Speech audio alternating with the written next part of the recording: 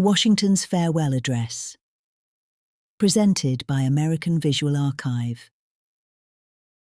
To the people of the United States. Friends and fellow citizens.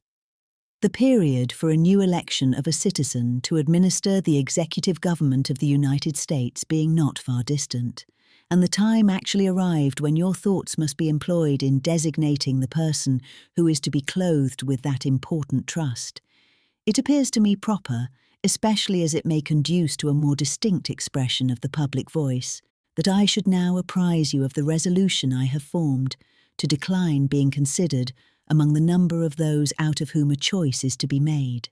I beg you, at the same time, to do me the justice to be assured that this resolution has not been taken without a strict regard to all the considerations appertaining to the relation which binds a dutiful citizen to his country, and that, in withdrawing the tender of service, which silence in my situation might imply, I am influenced by no diminution of zeal for your future interest, no deficiency of grateful respect for your past kindness, but am supported by a full conviction that the step is compatible with both.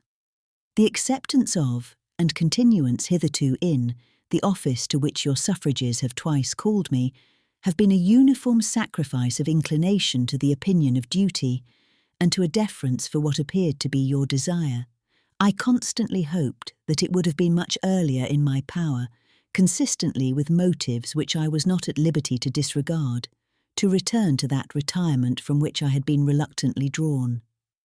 The strength of my inclination to do this, previous to the last election, had even led to the preparation of an address to declare it to you.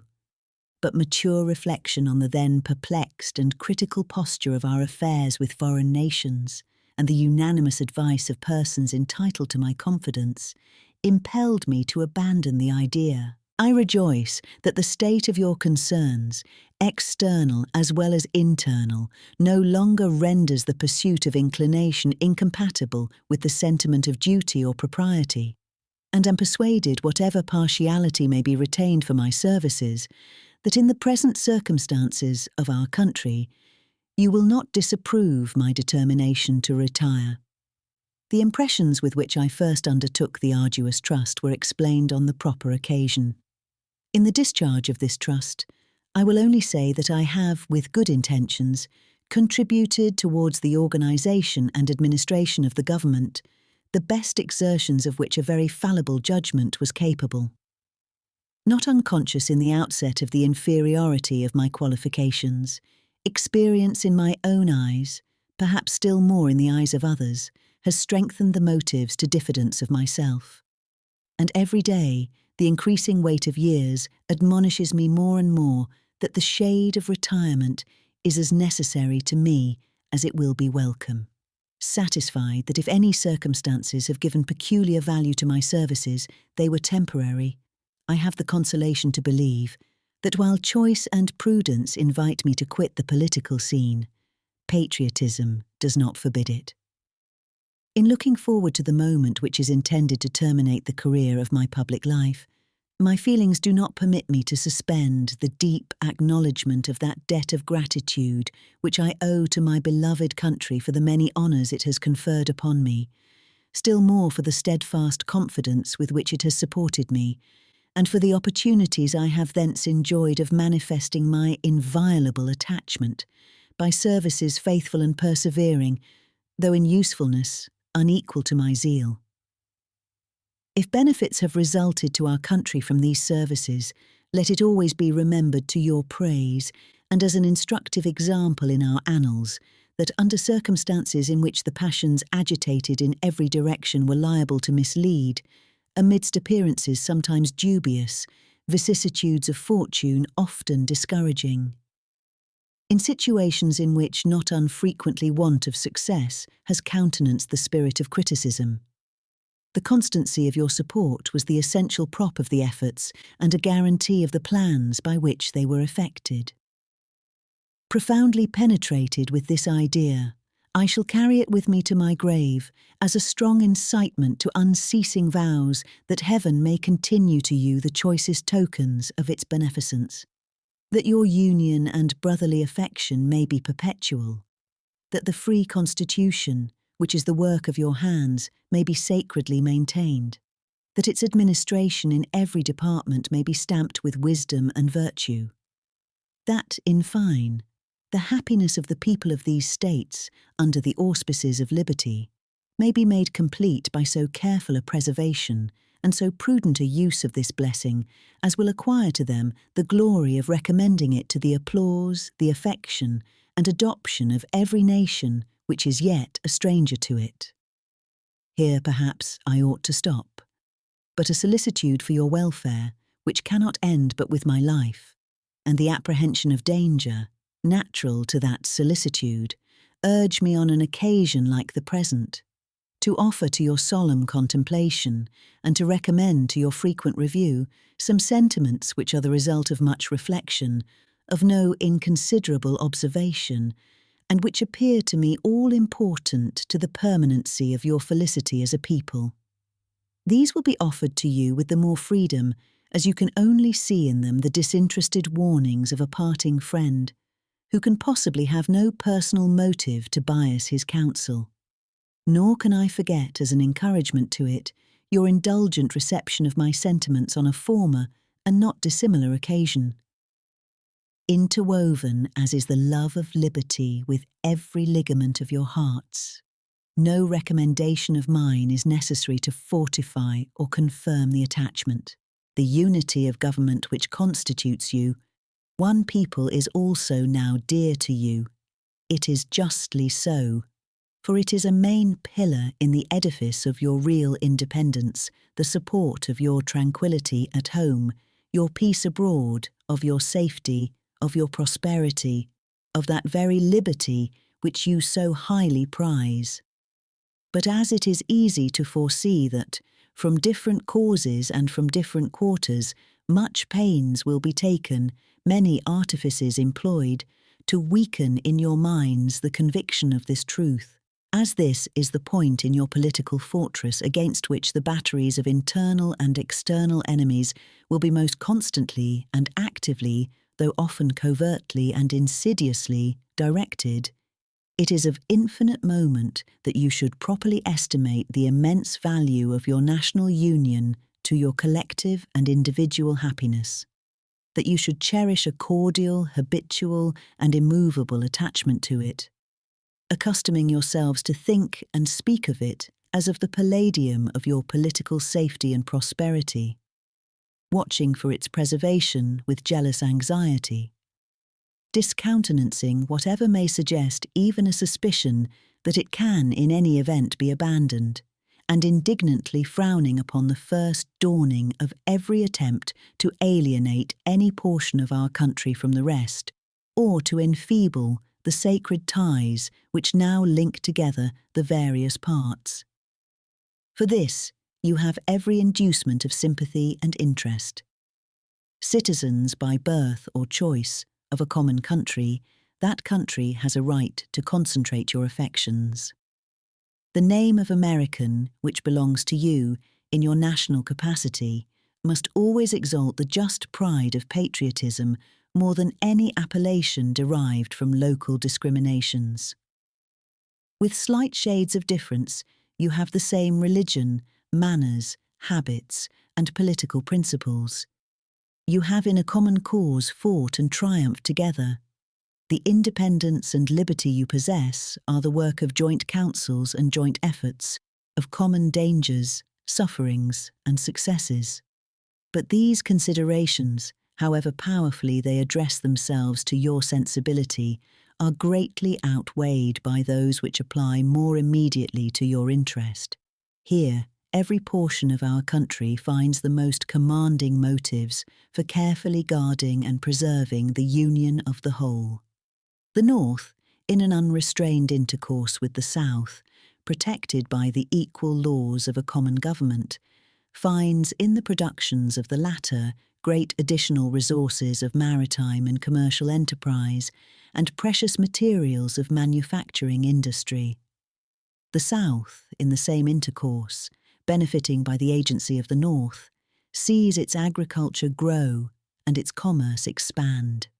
Turning partly into its own channels the seamen of the north, it finds its particular navigation invigorated. And while it contributes, in different ways, to nourish and increase the general mass of the national navigation, it looks forward to the protection of a maritime strength to which itself is unequally adapted.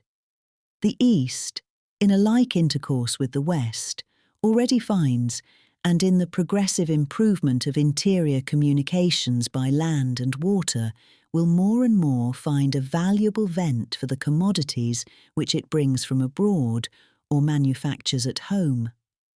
The West derives from the East supplies requisite to its growth and comfort, and what is perhaps of still greater consequence, it must of necessity owe the secure enjoyment of indispensable outlets for its own productions to the weight, influence, and the future maritime strength of the Atlantic side of the Union, directed by an indissoluble community of interest as one nation.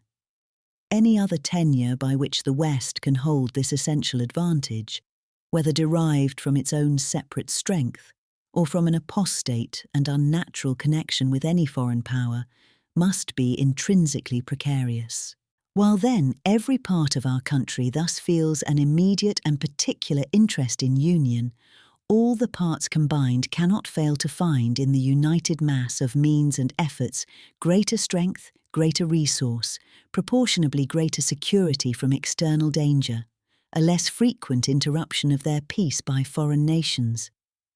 And what is of inestimable value, they must derive from union an exemption from those broils and wars between themselves, which so frequently afflict neighbouring countries not tied together by the same government, which their own rivalships alone would be sufficient to produce, but which opposite foreign alliances, attachments, and intrigues would stimulate and embitter. Hence, likewise, they will avoid the necessity of those overgrown military establishments which, under any form of government, are inauspicious to liberty, and which are to be regarded as particularly hostile to republican liberty.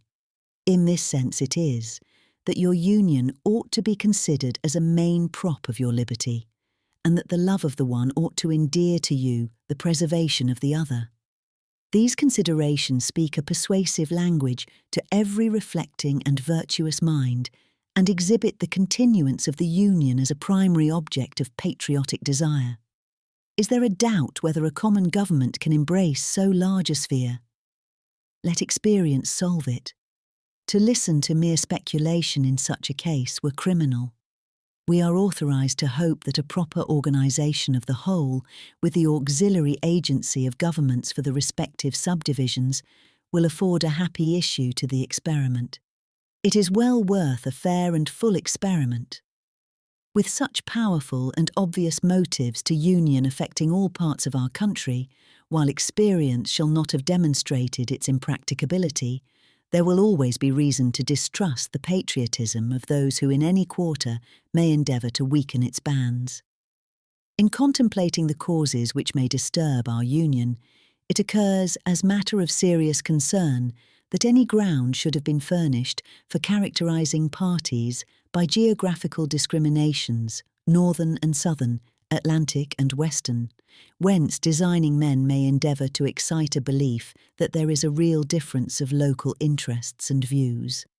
One of the expedients of party to acquire influence within particular districts is to misrepresent the opinions and aims of other districts. You cannot shield yourselves too much against the jealousies and heartburnings which spring from these misrepresentations. They tend to render alien to each other those who ought to be bound together by fraternal affection. The inhabitants of our western country have lately had a useful lesson on this head. They have seen in the negotiation by the executive and in the unanimous ratification by the Senate of the treaty with Spain, and in the universal satisfaction at that event throughout the United States, a decisive proof how unfounded were the suspicions propagated among them of a policy in the general government and in the Atlantic states unfriendly to their interests in regard to the Mississippi. They have been witnesses to the formation of two treaties, that with Great Britain and that with Spain, which secure to them everything they could desire in respect to our foreign relations towards confirming their prosperity? Will it not be their wisdom to rely for the preservation of these advantages on the union by which they were procured? Will they not henceforth be deaf to those advisers, if such there are, who would sever them from their brethren and connect them with aliens?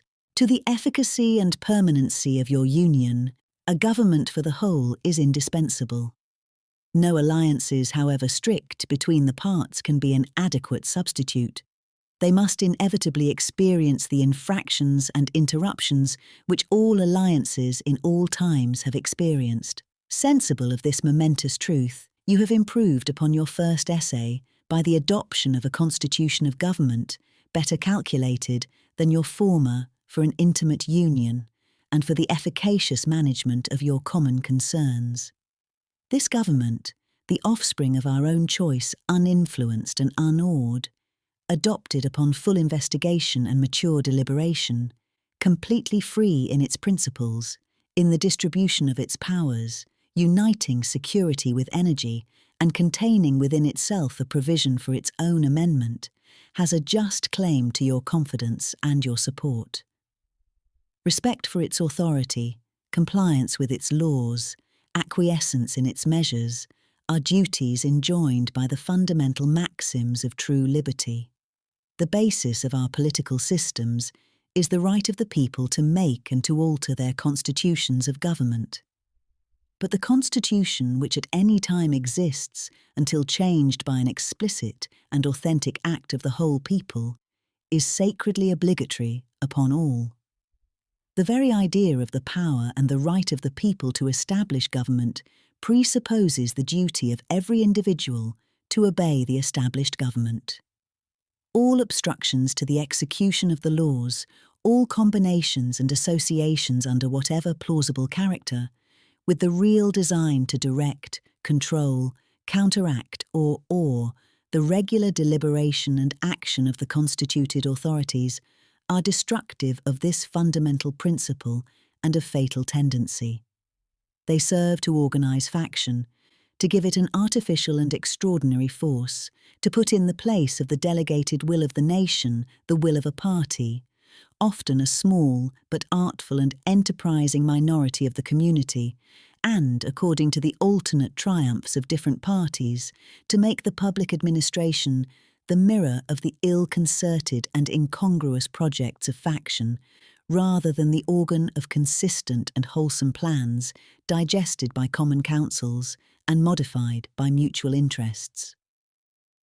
However, combinations or associations of the above description may now and then answer popular ends. They are likely, in the course of time and things, to become potent engines by which cunning, ambitious, and unprincipled men will be enabled to subvert the power of the people and to usurp for themselves the reins of government, destroying afterwards the very engines which have lifted them to unjust dominion. Towards the preservation of your government and the permanency of your present happy state, it is requisite not only that you steadily discountenance irregular oppositions to its acknowledged authority, but also that you resist with care the spirit of innovation upon its principles, however specious the pretexts.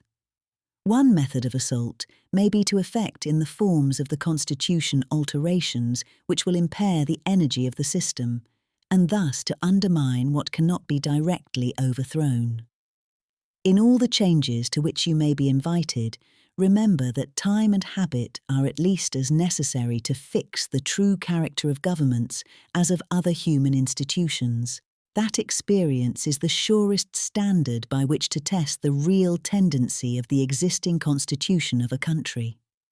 That facility in changes, upon the credit of mere hypotheses and opinion, exposes to perpetual change from the endless variety of hypotheses and opinion.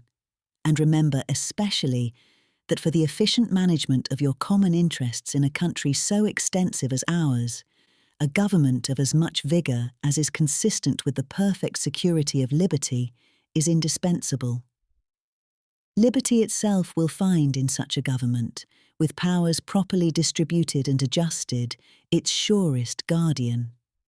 It is indeed little else than a name, where the government is too feeble to withstand the enterprises of faction, to confine each member of the society within the limits prescribed by the laws, and to maintain all in the secure and tranquil enjoyment of the rights of person and property. I have already intimated to you the danger of parties in the state, with particular reference to the founding of them on geographical discriminations. Let me now take a more comprehensive view and warn you in the most solemn manner against the baneful effects of the spirit of party generally. This spirit, unfortunately, is inseparable from our nature, having its root in the strongest passions of the human mind. It exists under different shapes in all governments, more or less stifled, controlled, or repressed. But in those of the popular form, it is seen in its greatest rankness and is truly their worst enemy. The alternate domination of one faction over another, sharpened by the spirit of revenge natural to party dissension, which in different ages and countries has perpetrated the most horrid enormities, is itself a frightful despotism. But this leads at length to a more formal and permanent despotism. The disorders and miseries which result gradually incline the minds of men to seek security and repose in the absolute power of an individual, and sooner or later the chief of some prevailing faction, more able or more fortunate than his competitors, turns this disposition to the purposes of his own elevation on the ruins of public liberty. Without looking forward to an extremity of this kind, which nevertheless ought not to be entirely out of sight, the common and continual mischiefs of the spirit of party are sufficient to make it the interest and the duty of a wise people to discourage and restrain it. It serves always to distract the public councils and enfeeble the public administration. It agitates the community with ill-founded jealousies and false alarms, kindles the animosity of one part against another, foments occasionally riot and insurrection. It opens the door to foreign influence and corruption, which find a facilitated access to the government itself through the channels of party passions. Thus, the policy and the will of one country are subjected to the policy and will of another. There is an opinion that parties in free countries are useful checks upon the administration of the government and serve to keep alive the spirit of liberty. This within certain limits is probably true, and in governments of a monarchical caste, patriotism may look with indulgence, if not with favour, upon the spirit of party. But in those of the popular character, in governments purely elective, it is a spirit not to be encouraged. From their natural tendency, it is certain there will always be enough of that spirit for every salutary purpose. And there being constant danger of excess, the effort ought to be, by force of public opinion, to mitigate and assuage it. A fire not to be quenched, it demands a uniform vigilance to prevent its bursting into a flame, lest instead of warming it should consume. It is important, likewise, that the habits of thinking in a free country should inspire caution in those entrusted with its administration, to confine themselves within their respective constitutional spheres, avoiding in the exercise of the powers of one department to encroach upon another. The spirit of encroachment tends to consolidate the powers of all the departments in one, and thus to create, whatever the form of government, a real despotism. A just estimate of that love of power and proneness to abuse it which predominates in the human heart is sufficient to satisfy us of the truth of this position. The necessity of reciprocal checks in the exercise of political power, by dividing and distributing it into different depositories and constituting each the guardian of the public weal against invasions by the others, has been evinced by experiments ancient and modern, some of them in our country and under our own eyes. To preserve them must be as necessary as to institute them. If in the opinion of the people, the distribution or modification of the constitutional powers be in any particular wrong, Let it be corrected by an amendment in the way which the Constitution designates. But let there be no change by usurpation, for though this, in one instance, may be the instrument of good, it is the customary weapon by which free governments are destroyed. The precedent must always greatly overbalance in permanent evil any partial or transient benefit which the use can at any time yield. Of all the dispositions and habits which lead to political prosperity, religion and morality are indispensable supports.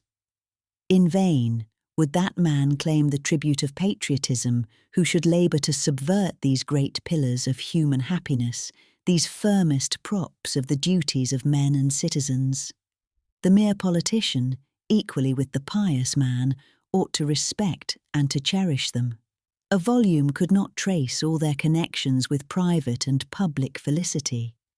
Let it simply be asked, where is the security for property, for reputation, for life, if the sense of religious obligation desert the oaths which are the instruments of investigation in courts of justice? And let us with caution indulge the supposition that morality can be maintained without religion. Whatever may be conceded to the influence of refined education on minds of peculiar structure, reason and experience, both forbid us to expect that national morality can prevail in exclusion of religious principle. It is substantially true that virtue or morality is a necessary spring of popular government. The rule indeed extends with more or less force to every species of free government.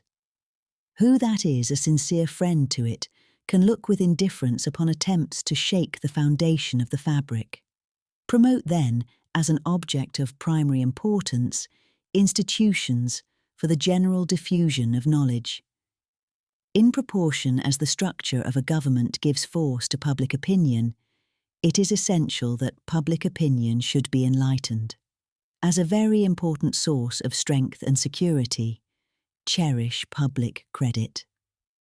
One method of preserving it is to use it as sparingly as possible, avoiding occasions of expense by cultivating peace, but remembering also that timely disbursements to prepare for danger frequently prevent much greater disbursements to repel it.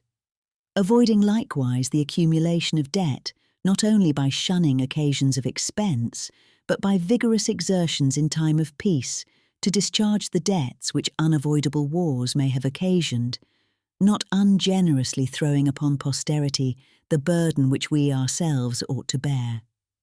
The execution of these maxims belongs to your representatives, but it is necessary that public opinion should cooperate. To facilitate to them the performance of their duty, it is essential that you should practically bear in mind that towards the payment of debts there must be revenue, that to have revenue there must be taxes, that no taxes can be devised which are not more or less inconvenient and unpleasant, that the intrinsic embarrassment inseparable from the selection of the proper objects, which is always a choice of difficulties, ought to be a decisive motive for a candid construction of the conduct of the government in making it, and for a spirit of acquiescence in the measures for obtaining revenue which the public exigencies may at any time dictate. Observe good faith and justice towards all nations. Cultivate peace and harmony with all. Religion and morality enjoin this conduct, and can it be that good policy does not equally enjoin it? It will be worthy of a free, enlightened, and, at no distant period, a great nation, to give to mankind the magnanimous and too novel example of a people always guided by an exalted justice and benevolence. Who can doubt that in the course of time and things, the fruits of such a plan would richly repay any temporary advantages which might be lost by a steady adherence to it? Can it be that Providence has not connected the permanent felicity of a nation with its virtue? The experiment, at least, is recommended by every sentiment which ennobles human nature. Alas, is it rendered impossible by its vices? In the execution of such a plan, nothing is more essential than that permanent inveterate antipathies against particular nations and passionate attachments for others should be excluded, and that in place of them, just and amicable feelings towards all should be cultivated. The nation which indulges towards another an habitual hatred or an habitual fondness is in some degree a slave. It is a slave to its animosity or to its affection, either of which is sufficient to lead it astray from its duty and its interest. Antipathy in one nation against another disposes each more readily to offer insult and injury, to lay hold of slight causes of umbrage, and to be haughty and intractable when accidental or trifling occasions of dispute occur. Hence, frequent collisions, obstinate, envenomed, and bloody contests. The nation, prompted by ill will and resentment, sometimes impels to war the government, contrary to the best calculations of policy. The government sometimes participates in the national propensity and adopts through passion what reason would reject. At other times, it makes the animosity of the nation subservient to projects of hostility instigated by pride, ambition, and other sinister and pernicious motives. The peace often, sometimes perhaps the liberty, of nations has been the victim. So likewise, a passionate attachment of one nation for another produces a variety of evils.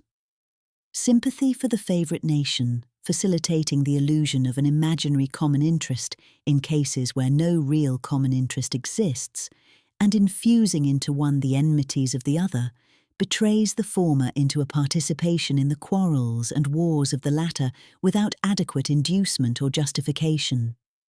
It leads also to concessions to the favourite nation of privileges denied to others, which is apt doubly to injure the nation making the concessions by unnecessarily parting with what ought to have been retained, and by exciting jealousy, ill will, and a disposition to retaliate in the parties from whom equal privileges are withheld.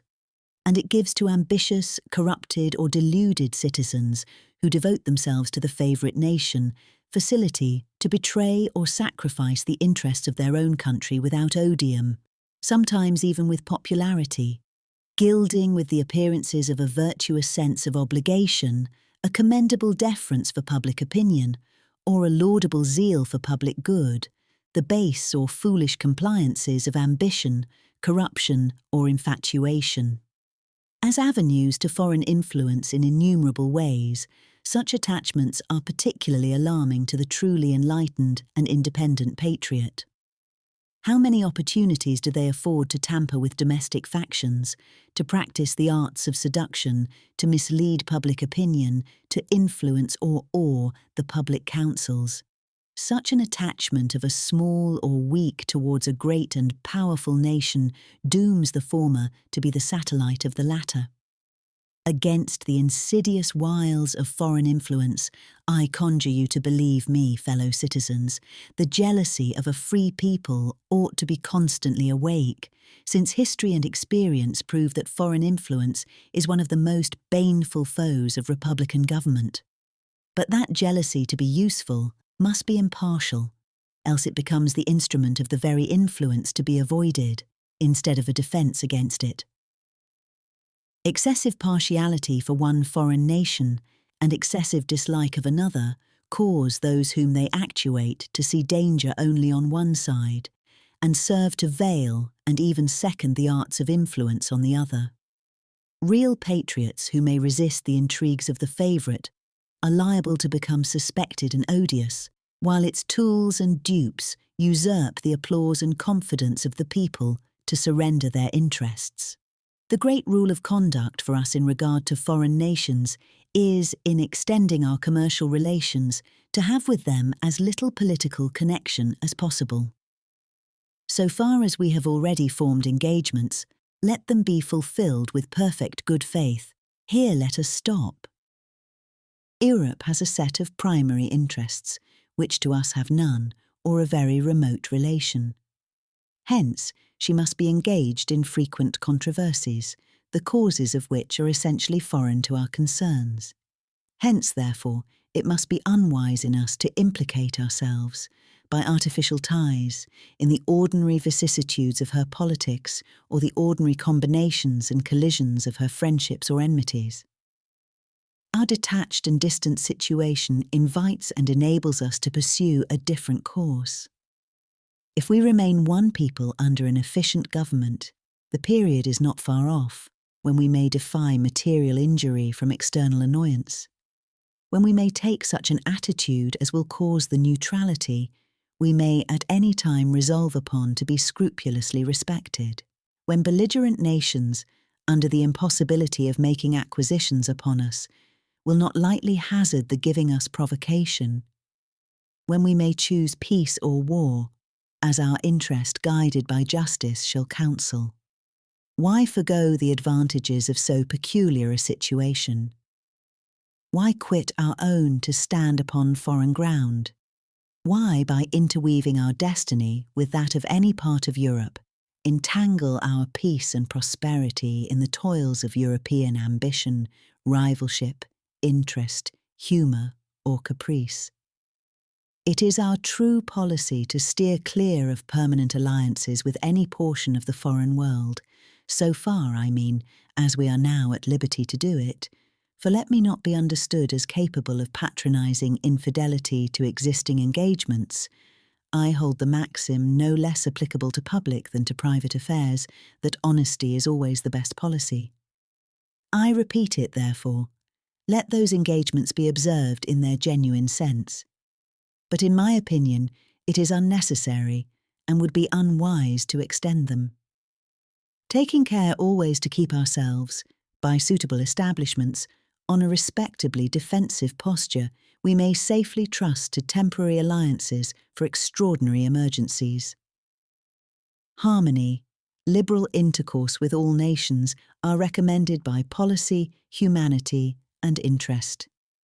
But even our commercial policy should hold an equal and impartial hand, neither seeking nor granting exclusive favours or preferences, consulting the natural course of things, diffusing and diversifying by gentle means the streams of commerce, but forcing nothing, establishing with powers so disposed, in order to give to trade a stable course, to define the rights of our merchants, and to enable the government to support them, conventional rules of intercourse, the best that present circumstances and mutual opinion will permit, but temporary, and liable to be from time to time abandoned or varied, as experience and circumstances shall dictate, constantly keeping in view that it is folly in one nation to look for disinterested favours from another, that it must pay with a portion of its independence for whatever it may accept under that character, that by such acceptance it may place itself in the condition of having given equivalents for nominal favours, and yet of being reproached with ingratitude for not giving more. There can be no greater error than to expect or calculate upon real favours from nation to nation. It is an illusion which experience must cure, which a just pride ought to discard.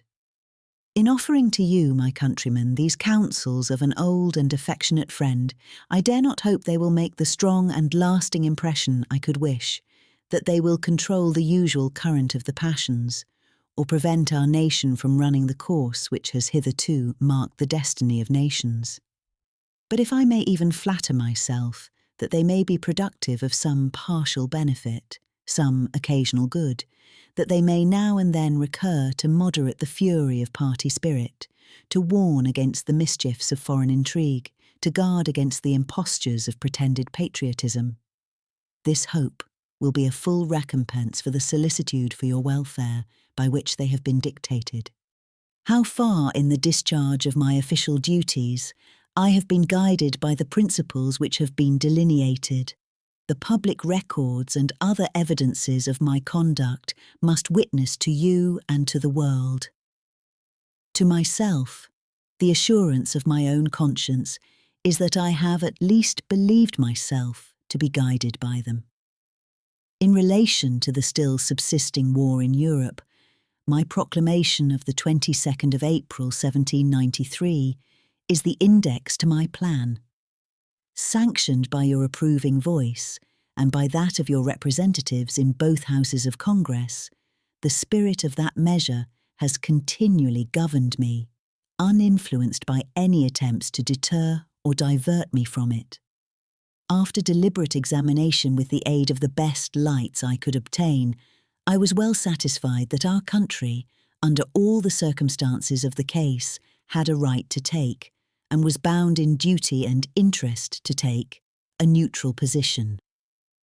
Having taken it, I determined, as far as should depend upon me, to maintain it with moderation, perseverance, and firmness.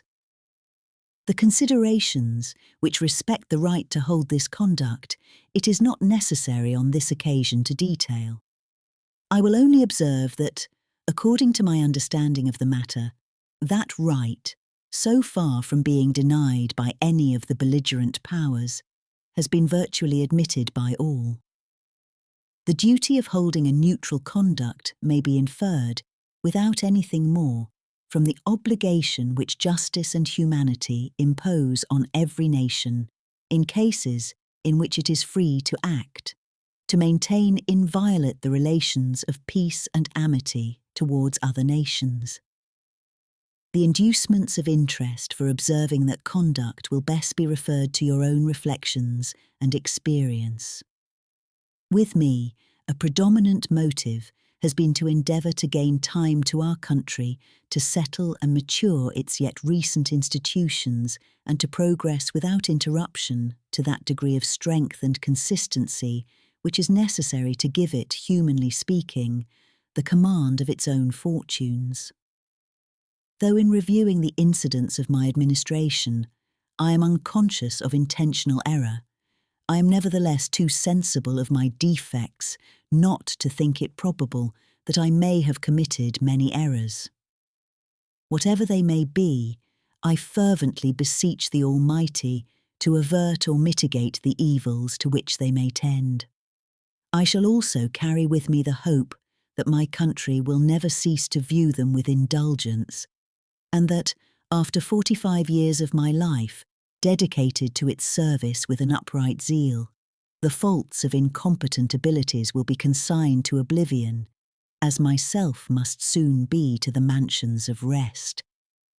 Relying on its kindness in this as in other things, and actuated by that fervent love towards it which is so natural to a man who views in it the native soil of himself and his progenitors for several generations, I anticipate with pleasing expectation that retreat in which I promise myself to realize without alloy the sweet enjoyment of partaking, in the midst of my fellow citizens, the benign influence of good laws under a free government, the ever favourite object of my heart, and the happy reward, as I trust, of our mutual cares, labours and dangers. United States, 19th September, 1796. George Washington.